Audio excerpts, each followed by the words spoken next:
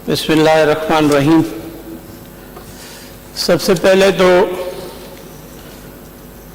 मैं शुक्रगुज़ार हूँ अपने रब करीम का, जिन्होंने रब ताला ने मुझे ये हिम्मत दी और उनकी मेहरबानी कि आज मैं as a home minister Sindh और लॉ मिनिस्टर सिंध यहाँ पर स्पीच कर रहा हूँ। उसके बाद मेरी लीडरशिप चेयरमैन बिलावल भुट्टो जरदारी साहब, को चेयरमैन प्रेसिडेंट आसिफ अली जरदारी साहब, काजी फरियाल टालपुर साहिबा, चीफ मिनिस्टर सिंध साहब, जिनकी कैबिनेट का मैं हिस्सा हूँ, उन सब की मेहरबानी, उनकी ब्लेसिंग्स हैं। सर, जैसे ही पीपल्स पार्टी की सिंध में गवर्नमेंट बनी और चीफ मिनिस्टर साहब ने ओथ उठाया, तो उन्होंने अपनी फर्स्ट प्रेस कॉन्फ्रेंस में जो प्रायोरिटीज़ गवर्नमेंट की बताई, उनमें home department, law and order एक इम्पॉर्टेंट कंपोनेंट था उनकी स्पीच का, प्रेस कॉन्फ्रेंस का। तो हमारी लीडरशिप की भी यही रही है कि उनकी जो प्रायोरिटीज़ हैं उनमें सिंध का लॉ एंड ऑर्डर उनकी फर्स्ट प्रायोरिटी है, जिसमें आपने महसूस किया होगा कि प्रेसिडेंट आसिफ अली जरदारी साहब 2 मीटिंग्स कर चुके हैं, जिसमें जो भी स्टेक होल्डर्स हैं लॉ एंड ऑर्डर के हवाले से उनमें वो मौजूद थे। अब रिसेंटली 2 दिन पहले सखर में प्रेसिडेंट साहब ने मीटिंग की, जिसमें आप खुद भी मौजूद थे। तो एक तो प्रायोरिटी जाहिर होती है कि सिंध में कोई भी कंप्रोमाइज़ नहीं है लॉ एंड ऑर्डर पे, और मैं चाहूँगा कि काफ़ी दोस्तों ने काफ़ी क्वेश्चंस रेज किए अपनी स्पीचेस में कि होम डिपार्टमेंट को इतने पैसे दिए जाते हैं, इतनी इनके पास स्ट्रेंथ है, और लॉ एंड ऑर्डर कहाँ जा रहा है, कैसे है। तो मैं अप्राइज करना चाहता हूँ अपने दोस्तों को कि सिंध में क्या हमें बजट मिलता है सिंध पुलिस को,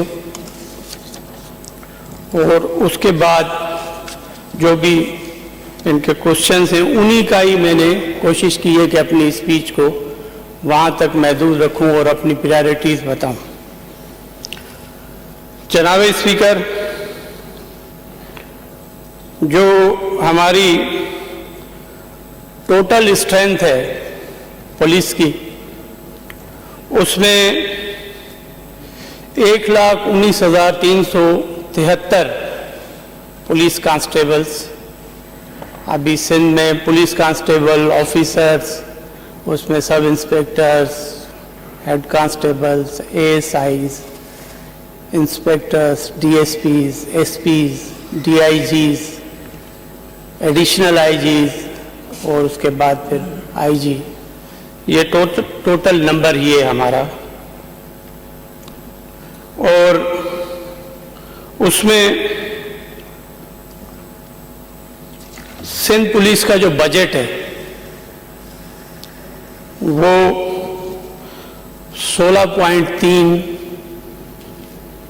बिलियन बजट है इस साल का।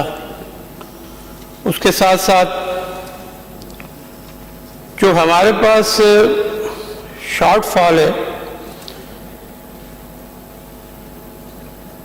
अभी भी जो हमें पुलिस नफरी की ज़रूरत है, वो तकरीबन 42,000 पुलिस कांस्टेबल्स अभी भी सैंक्शन स्ट्रेंथ के अगेंस्ट हमारे पास वैकेंट है। वो अभी भर्तियां हो रही हैं, यकीनन भर्तियां होती हैं, उसमें एक प्रोसेस है, थर्ड पार्टी एग्ज़ाम्स होते हैं, नौजवान हमारे जो हैं फिज़िकल टेस्टें देते हैं, उसके बाद एक प्रोसेस से कुछ नौजवान सिलेक्ट होते हैं, तो एक जो फोर्स है उसका एक अपने पैरामीटर्स होते हैं अपॉइंटमेंट्स के, और हमने कोशिश ये की है कि जो अपॉइंटमेंट करें प्योरली मेरिट की बुनियाद पर करें। पुलिस में जिसकी वजह है कि अभी भी ये 42,000 पुलिस कांस्टेबल्स की और मुख्तलिफ हेड्स में हमारी वैकेंसीज खाली हैं। एक क्वेश्चन हुआ था कि पुलिस नफरी कहाँ है, क्या वजह है कि पुलिस नहीं रिस्पांस करती है। तो मैं आपको बताऊं कि जनाब स्पीकर, पर पर्सन जो वर्ल्ड स्टैंडर्ड है, कांस्टेबल 1 पुलिस कांस्टेबल या ऑफिसर कह लें, 1 पुलिस कांस्टेबल अगेंस्ट पर पर्सन 450 है। 450 पर्सन के अगेंस्ट 1 पुलिस होती है, कांस्टेबल होता है जो कि उनको संभाल रहा होता है वर्ल्ड में।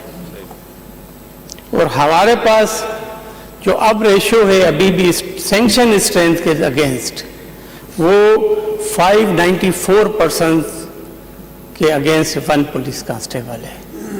तो हमारे दोस्तों ने कहा कि इतनी बजट दे देते हैं आप उनको, तो अभी भी हमें यकीनन अपॉइंटमेंट्स की जरूरत है कि हम वो एक तो वर्ल्ड क्राइटेरिया पर आए, जो दुनिया के बेहतरीन मुल्क होते हैं जहां पर लॉ एंड ऑर्डर का इतना इशू नहीं होता है, कंट्रोल्ड वहाँ सिस्टमेटिकली, और मुख्तलिफ जो वर्ल्ड एडवांस डिवाइसेस हैं उनके थ्रू हो रहा होता है लॉ एंड ऑर्डर का कंट्रोल। वहाँ पर भी 450 पर पर्सन एक पुलिस कांस्टेबल होता है। यहाँ तो अनेक मसाइल हैं, लोगों का इन्फ्लक्स है।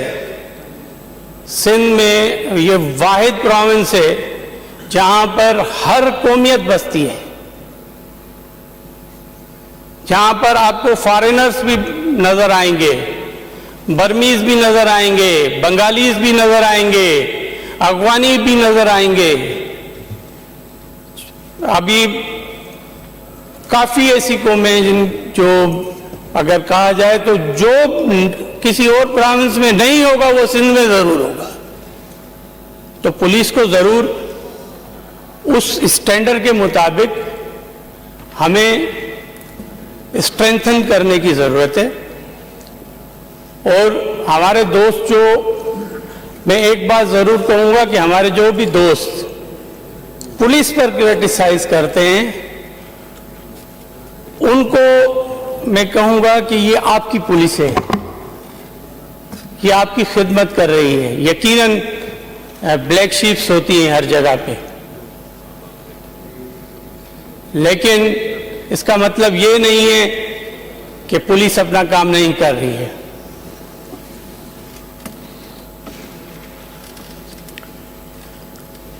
इसके अलावा अगर हम देखें तो जो स्टैंडर्ड जो उनकी ड्यूटीज हैं पुलिस की, उससे हट करके पुलिस मुख्तलिफ और काम कर रही होती है, जिसमें पोलियो ड्यूटी है, डोमेस्टिक इश्यूज हो जाते हैं, रेवेन्यू इश्यूज होते हैं, उसमें भी पुलिस को डाल दिया जाता है। अभी हमारी पुलिस के काफ़ी जवान जो हैं मोटरवे में थे, मैंने आईजी को कहा कि भाई वापस बुलाएं इनको। रेलवे में थे, उनको वापस बुलाया है। काफ़ी ऐसी तंसीबात पर थे जहां पर हम वहां से वापस बुलवाया कि भाई वहां पर हम जब एफसी दे रहे हैं फेडरल तंसीबात पे, उनका एक अलग बजट है। किसी दोस्त ने क्वेश्चन किया था, वो भी मैं बताता हूँ उनका कितना बजट है और वो एफसी सिंध में क्या काम कर रही है। स्कॉट ड्यूटीज होती हैं, जजेस की ड्यूटीज में चल रहे होते हैं हमारे पुलिस, मुख्तलिफ डिग्नेटरीज की ड्यूटीज में चल रहे होते हैं, तो वो एक स्ट्रेंथ यही है। अब अगर पर पर्सन अगर ये हम लगा लें कि 594 लोगों के अगेंस्ट 1 पुलिस कांस्टेबल है, जब अगर इन ड्यूटीज में अगर उनको निकाल दें तो अभी 600-700 पर्सन के अगेंस्ट 1 पुलिस कांस्टेबल हो जाएगा। इतनी मुश्किल में हमारा पुलिस कांस्टेबल काम कर रहा है। सिंध में रेंजर्स भी अहम किरदार है पिछले सालों में, और उसका भी बजट 6 बिलियन रुपीस है, और वो भी कराची में भी आप देख रहे होंगे कि वो काम कर रहे हैं, काफ़ी हमें हेल्पफुल है। यहाँ पर रेंजर्स पुलिस के साथ मिलकर मुख्तलिफ टारगेट्स पर काम कर रही होती है, स्नैप चेकिंग्स कर रही होती है, और हमारे कच्चा के भी आगे चल के बताता हूँ मैं, वहाँ पर कच्चा में भी रेंजर्स ज्वाइंट ऑपरेशन कर रही है, और उसमें रेंजर्स की सैलरीज के मद में 4.7 बिलियन रुपीस उनकी बजट है, और नॉन सैलरी 1.3 बिलियन है। फ्रंटियर कांस्टेबल के लिए जैसे मैंने कहा कि 1.7 बिलियन उनकी टोटल बजट है जो हमने रखी हुई है, और सैलरी उसमें 1.72 है, और नॉन सैलरी 7 कुछ करोड़ रुपीस है। तो स्ट्रेंथ इनकी 2100 फ्रंटियर कांस्टेबलरी की है, और वो उनकी जो हमने वो दी हुई है डोमेन, उसमें उनका काम है कि वो जो भी फेडरल जो भी हमारी तनसीबात हैं उनको वो प्रोटेक्शन के लिए वो होते हैं, यहाँ पे फॉरेन डिग्नेटरीज की प्रोटेक्शन के लिए होते हैं, फेडरल जो भी इदारे हैं उनकी प्रोटेक्शन के लिए उनको यहाँ पर रखा गया है।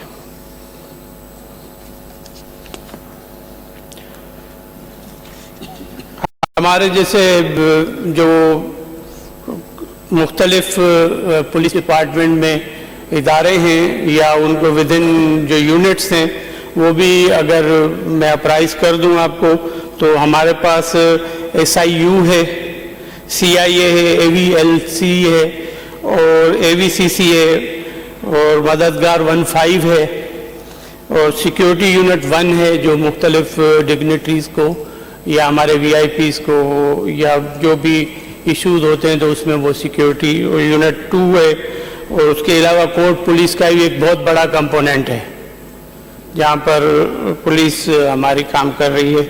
FC का फॉरेन सिक्योरिटी सेल अलग से है हमारे पास, और SSU खास करके आपने देखा होगा कि बहुत एक आर्टिस्टिक किस्म का हमने एक इदारा बनाया है जो कि काफ़ी हमें मददगार है, हमें फैसिलिटेट करता है सिक्योरिटी के हवाले से। फॉरेन सिक्योरिटी जैसे लास्ट दिनों में ईरानी प्रेसिडेंट साहब आज अनफॉर्चुनेटली वो शहीद हो गए, लेकिन उनके लिए एक बेहतरीन हमने यहाँ पर सिक्योरिटी के इंतजाम किए थे। अपने चीफ मिनिस्टर साहब की सरबराही में चीफ मिनिस्टर साहब ने ख़ास उसमें उन्होंने इंटरेस्ट लिया था, और बहुत बेहतरीन तरह किस्म के इंतजाम थे उसमें। मैं यकीनन SSU का किरदार की भी तारीफ़ करूँगा।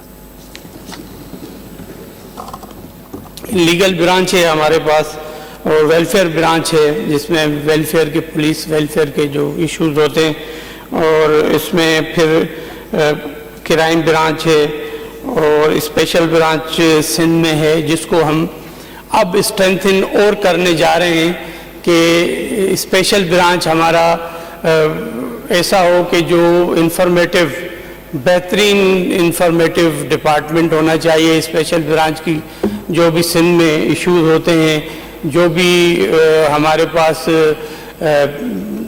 दहशतगर्दी के इश्यूज हो जाते हैं या ऐसे नेचर्स के जो कि जैसे यहाँ पर हमारे पास स्ट्रीट क्राइम्स के इश्यूज हो रहे हैं, तो उसमें अगर हम स्पेशल ब्रांच को और स्ट्रेंथन करेंगे तो यकीनन उसमें हमें फ़ायदा होगा कि क्राइम जो है कम होगा, उनकी इंफॉर्मेशन पर पुलिस काम करेगी।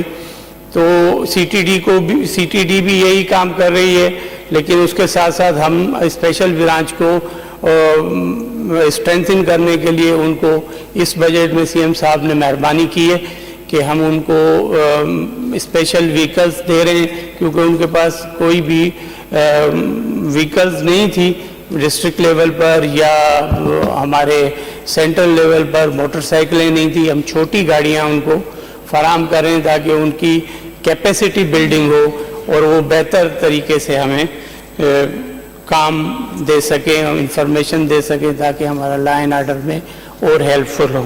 उसके साथ साथ सीटीडी नोन इदारा है सिंध पुलिस का, और सिंध उसमें हम सीटीडी के उनकी कारकर्दगी आपको पता है कि जो भी पास्ट में यहाँ पर जो भी वाक़यात हुए हैं उसमें सीटीडी ने काफ़ी अचीवमेंट्स हासिल किए और काफ़ी उसमें जो दहशतगर्द तंजीमें उनको अनफोल्ड किया है और उनको कैफरे किरदार तक पहुँचाया है।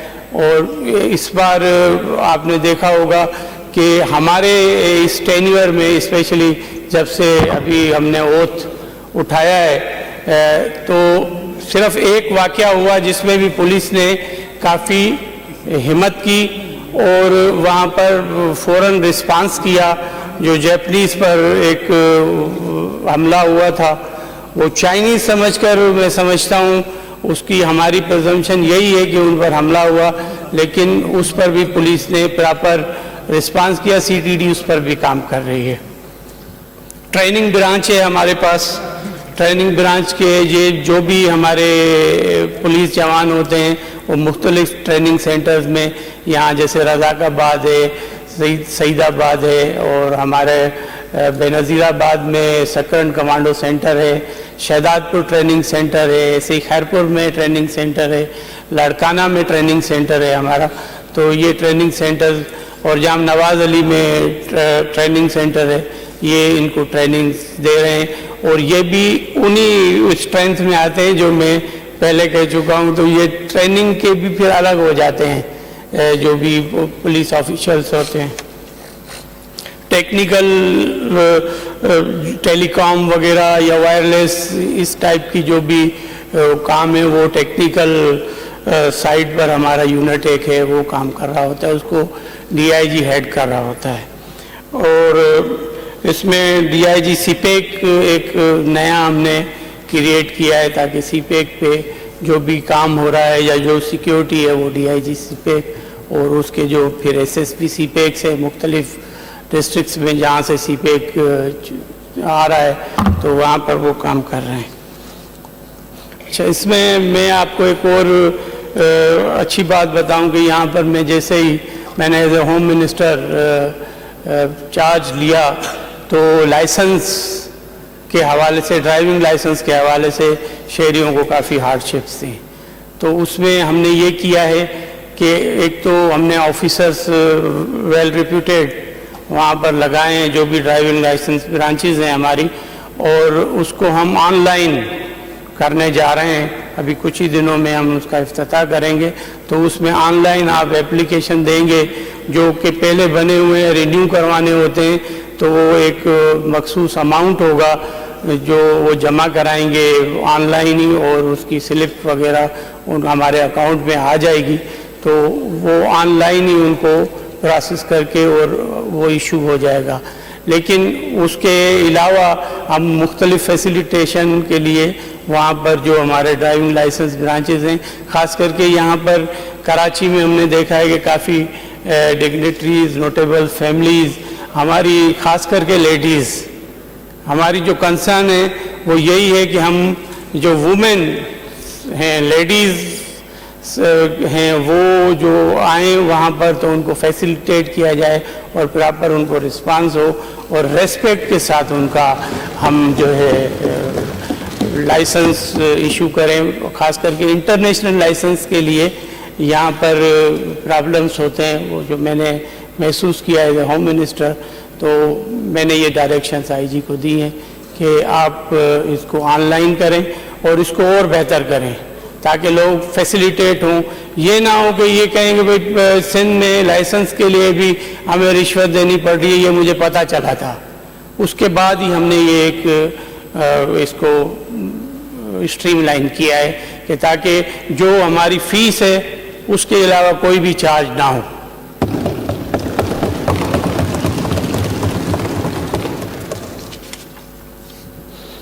ट्रैफिक में ज़रूर हमें यहाँ पर बेहतरी करने की ज़रूरत है। मुझे तो बहुत अच्छी हमारे पुलिस डिपार्टमेंट ने उसमें दी है, लेकिन एज ए शहरी मैं समझता हूँ कि हमें ट्रैफिक में बेहतरी करने की ज़रूरत है, उसको स्ट्रेंथन करने की ज़रूरत है। और कराची में हम चाहते हैं कि कराची शहर खूबसूरत शहर है और इसमें जब अगर ट्रैफिक निज़ाम बेहतर होगा तो हम और इसको खूबसूरत शहर कर सकते हैं। हमारे शहरी आजकल ट्रैफिक के मसाइल में घिरे हुए हैं। सुबह में उठता हूं तो पता चलता है ये शाहराह फैसल ब्लॉक लगी पड़ी है या कराची में हमारा सदर का एरिया ब्लॉक लगा पड़ा है, क्योंकि ऑफिसेज इधर हैं, बच्चों के स्कूल इन साइडों पर हैं, तो उसकी वजह से। और मार्केट्स जो हैं उसमें मैंने मेयर कराची को रिक्वेस्ट की है कि वो हमें इसमें मदद करें ताकि जो वो पार्किंग एरियाज़ हैं उन पार्किंग एरियाज़ को हम मेयर कराची के साथ मिलकर, क्योंकि ये काम जो पार्किंग का काम है या पार्किंग चार्जेस का काम है ये म्यूनसिपैलिटी के काम है और हम सिर्फ ट्रैफिक को ठीक करना हमारा काम है कि ट्रैफिक की जो फ्लो वो ठीक होना चाहिए और जो हमारे रोड हैं वो बेहतर चले। तो उसका सिर्फ यही है कि हम उसमें बैठकर, क्योंकि कुछ नाजायज़ चार्जेस भी लिए जाते हैं, तो उसको देखते हुए हमने मेयर कराची को और हमारे जो दूसरे चेयरमैन हैं उनके साथ मीटिंग करके और इसको हम बेहतर करेंगे जो हमारे फ्यूचर इनिशिएटिव्स हैं इसमें। अगर हम ओवरऑल जो लॉ एंड ऑर्डर सिचुएशन है उस पर जाएं तो 23 का जो क्राइम रेशो है वो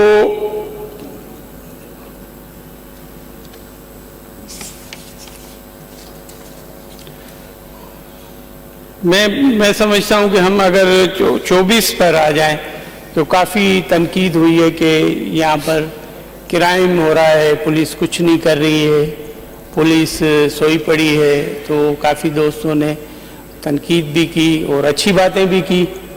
तो उसमें मैं कहूँगा कि अगर 24 में जनवरी में persons during robberies person killed जो हुए हैं वो जनवरी में 13 हुए हैं, फरवरी में 20 हुए हैं, मार्च में 11 हुए हैं, अप्रैल में 14 हुए हैं। अप्रैल में मैंने ओथ उठाया एज ए होम मिनिस्टर, 10 अप्रैल 11 अप्रैल ऐसे था। तो मई में 3 हुए हैं, मर्डर्स हुए हैं और जून में 7, अभी तक जून एंड हो रहा है। तो 3 माह में पिछलों में ये होने नहीं चाहिए, अनफॉर्चून है, लेकिन ये एक डिक्रीज हो रहा है। अगर हम देखें तो ये क्राइम रेट डिक्रीज हो रहा है। यकीनन पुलिसिंग में ऐसा ही होता है कि एकदम वेव शुरू हो जाती है और पिछली ईद गुजरी है, रमज़ान वाली ईद भी आप कंपेयर कर लें और ईद उल अज़हा को भी आप कंपेयर कर लें तो आपको महसूस होगा कि देयर इज़ अ डिफरेंस, कि लॉ एंड ऑर्डर कुछ बेहतर हुआ है। और मैं खुद रात को पुलिस स्टेशंस के विज़िट कर रहा हूँ ताकि हमारे लोगों को, कराची की आवाम को, सिंध की आवाम को ये एहसास हो कि वो मालकी वाले हैं, वो यहाँ पर सुकून की नींद सो सकते हैं। और जो भी इवेंट ऐसा हो रहा है अनटवर्ड, तो उसको मैं बिल्कुल फॉलो कर रहा हूँ, उस पर नोटिस ले रहे हैं, उसको कैफरे किरदार तक उस चीज़ों को पहुँचा रहे हैं मुजरिमों को। इसमें अगर हम देखें पर्सन इंजर्ड जो हुए हैं अगेंस्ट ड्यूरिंग द रॉबरी, तो उसमें जनवरी में 53 हैं, फरवरी में 46 हैं, मार्च में 56 हैं और अप्रैल में 34 हैं और मई में 30 हैं, जून में 13 हैं। तो डिक्रीज की तरफ ये जा रहा है। और पर डे एवरेज अगर हम देखें इन सब महीनों की, तो जनवरी में 2.13 था, फरवरी में 2.28 था और मार्च में 2.16 था।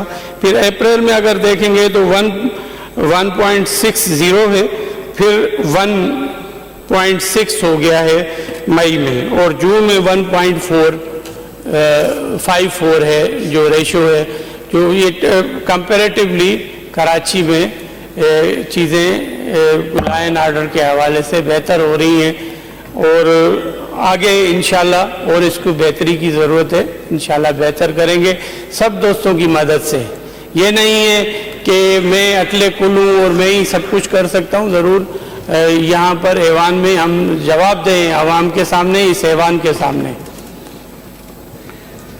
अगर मोबाइल स्नैचिंग्स में डिटेल में जाएं तो मोबाइल स्नैचिंग CPLC के डेटा के मुताबिक जनवरी में 2305 मोबाइल स्नैच हुई है, फरवरी में 1989, मार्च में 188 और अप्रैल में 1339, मई में 1425 और जून में 575 मोबाइल जो हैं वो स्नैच हुई हैं। इसमें भी अगर मैं ये कहूँ कि ये जो कमी आई है कोई जादू से नहीं आ गई है, इसमें हमने एक स्ट्रेटजी ये बनाई। हमें जब इंफॉर्मेशन हमने गैदर करना शुरू की तो उसमें ये हमें पता चला कि मोटरसाइकिलें जब स्नैच होती हैं या 4 व्हीलर स्नैच होती हैं तो उनको पुर्जे कर देते हैं ये लोग। कोई 10% वो कराची सिटी से बाहर जा रही थी सही हालत में, बाकी वो पुर्जे कर दे रहे थे, कबाड़ियों के पास चली जाती थी। और 300 प्लस कबाड़ी जो कराची के थे उन पर हमने वर्कआउट किया, चेक रखा थ्रू इंटेलिजेंस एजेंसीज के, और उनको फिर पिक किया। उनसे वो सामान निकले, वो चेचिस निकले जो उन गाड़ियों के थे, वो उन मोटरसाइकिलों के थे। तो उसकी वजह से ये भी डिक्रीज हुआ है कि जब चीज़ें बिकना ना बिकेगी नहीं तो वो किसी काम की नहीं है। ऐसे ही हमने मोबाइल मार्केट्स पर चेक रखना शुरू किया ताकि हम मोबाइल जो भी ऐसे आ रहे थे उन पर हम उनको अरेस्ट कर रहे थे, और उसमें हमें खातिर ख्वाह कामयाबी हुई है। और यकीनन मैं समझता हूँ कि 70% हमें इसमें कामयाबी हुई है कि हम कम से कम वो जो उनकी बाय और सेल होती है वो अगर ख़त्म हो जाए, जब किसी जो कीमती चीज़ ही ना रहे, कीमत ही ना हो जिस चीज़ की, फिर वो छिनना शुरू ख़त्म हो जाती है। और कोई मैं समझता हूँ कि जो अब इक्का दुक्का वाक़यात हो रहे हैं उसमें और भी एस्पेक्ट्स को पुलिस देख रही है। जैसे इर्तिका वाला केस है, उसमें कल मुझे दोस्तों ने यहाँ पर पॉइंट आउट किया कि एक जवाबदार कोर्ट से भाग गया। जवाबदार सब अरेस्ट हुए, उनसे वेपन भी अरेस्ट हुआ, पकड़ा गया, और उनसे वो मोटरसाइकिल भी पकड़ी गई। लेकिन कल अनफॉर्चून हुआ, उसके उन सब ऑफिसर्स के खिलाफ हमने FIR दे दी है, उनको अरेस्ट किया है कि इस पर कोई कंप्रोमाइज नहीं करेंगे हम, और यकीनन ये जवाबदार भी पकड़ा जाएगा। हमें अफसोस है, मुझे बहुत अफसोस है कि हमारे ऐसा नौजवान जो गोल्ड मेडलिस्ट था वो शहीद हो गया एक निकम्मे लोगों के चंद रुपयों की लालच की वजह से। और मैं चीफ मिनिस्टर साहब से रिक्वेस्ट करूंगा कि जो लोग भी इंटायर सिंध में इस किस्म के वाक़यात में अजल का शिकार हुए हैं, शहीद हुए हैं, उनके लिए कोई कंपनसेशन का वो अपनी स्पीच में अनाउंसमेंट करेंगे। जैसे हैदराबाद वाले वाक़ये में चीफ मिनिस्टर साहब की बड़ी मेहरबानी है कि हैदराबाद में इतना बड़ा वाक़या हुआ, उन्होंने